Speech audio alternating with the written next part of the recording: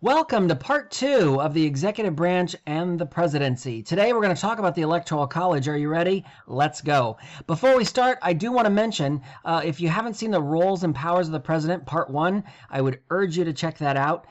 It talks all about the formal and informal roles of the president, the powers of executive privilege, the powers that the president has, and I go into great detail there with some examples that I think you'll find helpful. So definitely check that out. In part 3, we look at all the president's staff. We look at the White House staff, executive office of the president, the bureaucracy, the departments and agencies and regulatory agencies and the government corporations, and what those people do within those roles. And then in part 4, we look at checks on the president and how the presidency has expanded power over time. So definitely check out those videos. But today, we're looking at the Electoral College, so I'm glad you're here.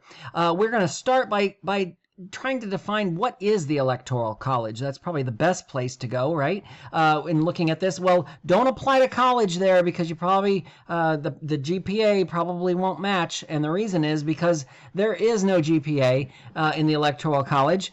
The idea here is it isn't an actual college. You can't apply to go there. It was bad joke. But it is a group of presidential electors, like you see here, from the state of Maryland in this case, that get together every 4 years. On December 14th, they will gather and they will certify their vote, their electoral vote for each of the members, each of the electors, in their state capitals all across the country, and they will certify those votes. They will sign their elector to the candidate in which they are representing, either Biden-Harris or Trump-Pence, and they will certify those votes and then send them off to the Senate, where in January, the presiding officer of the Senate, the president of the Senate, which is the vice president, Mike Pence, will open those, and with the clerk, they will count up the electoral votes for Trump-Pence and for Biden-Harris, and then certify or declare the winner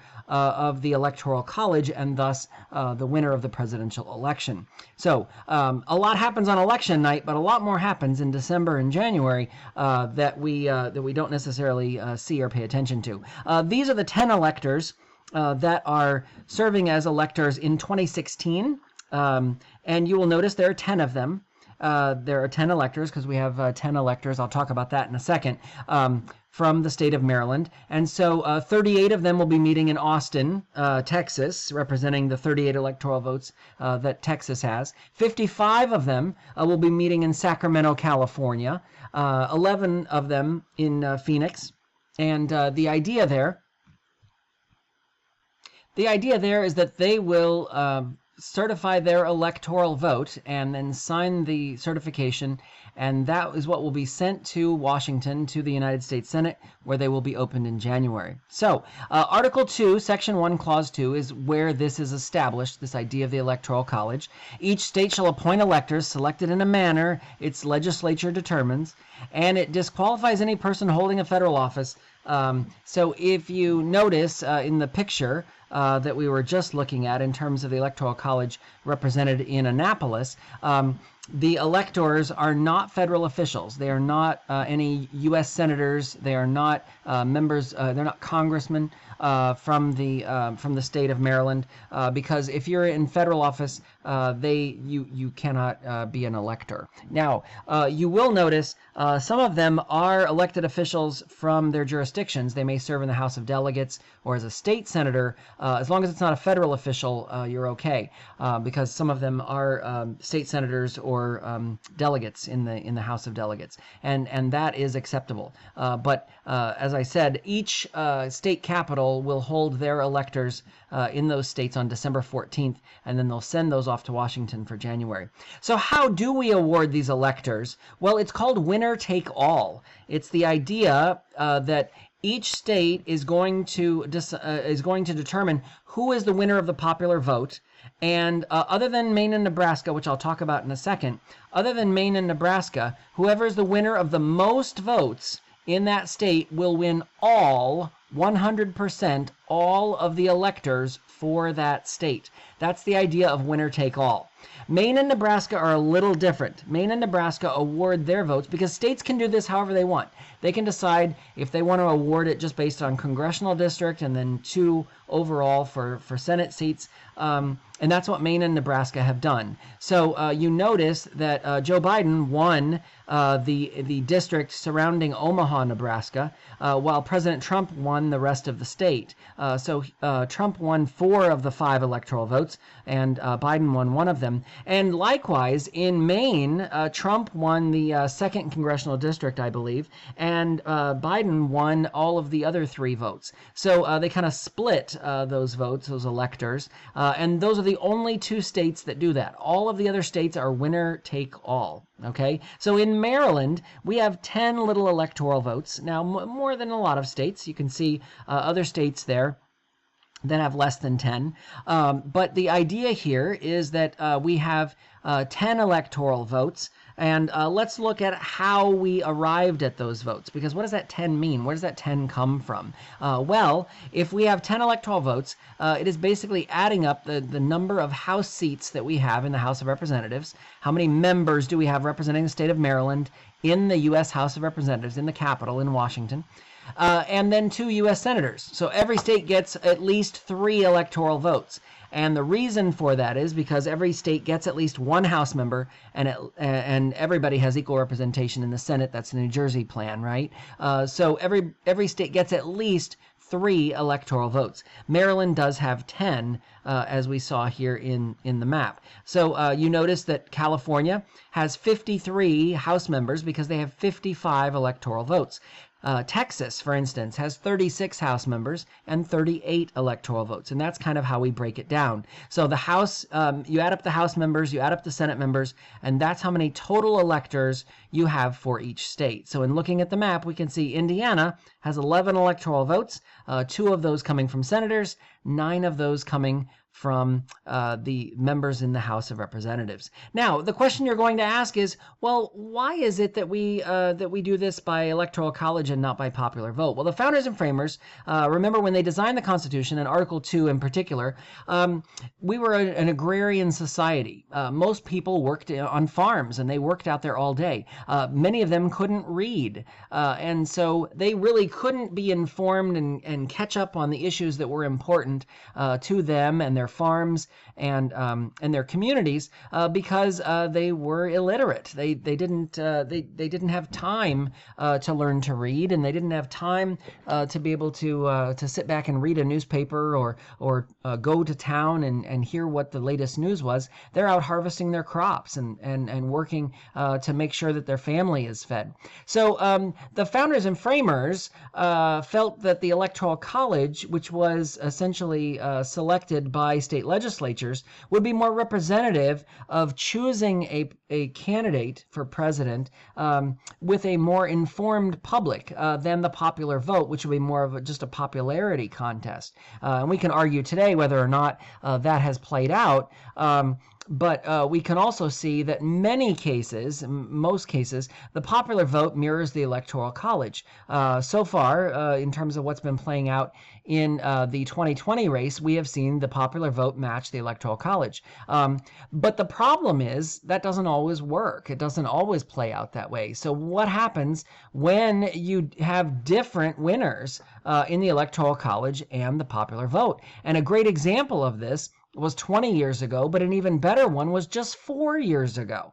In 2016, we saw Hillary Clinton win the popular vote, but lost the Electoral College. Notice she won the popular vote by over 2 million votes, but lost the Electoral College and thus the presidency, because that presidency is determined based on the Electoral College, not the popular vote. So when Donald Trump won more than 270 votes, here he got 306, he won the presidency. Even though she got the most number of popular votes, that is not what matters in the Electoral College. And she's not the only one this has ever happened to. Do you remember Al Gore? Have you ever heard of him? Well, he also lost the Electoral College, but won the popular vote. And we see here it was a little closer. He won by about 500,000 votes against George W. Bush, who won the Electoral College by winning Florida. That race came down to 537 votes.